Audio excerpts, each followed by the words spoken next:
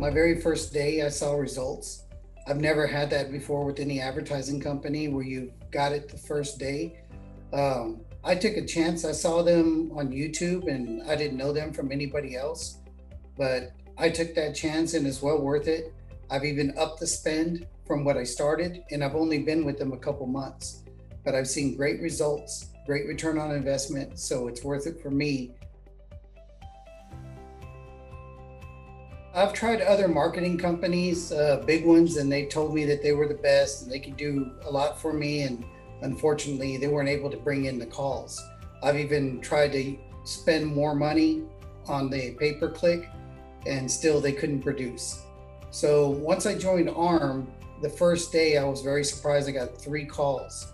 And today I'm getting an average about 6 to 9 calls a day.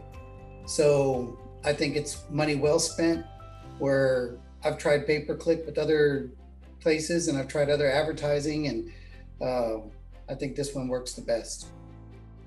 I love the dashboard. I love the fact that I can listen to the calls. So if there's something one of my CSRs is not catching or doing something that we could do different, I can address it right then and there. When I raised my budget with ARM, I saw the same quality of calls that I've had, just more calls, and that's what I really wanted to do.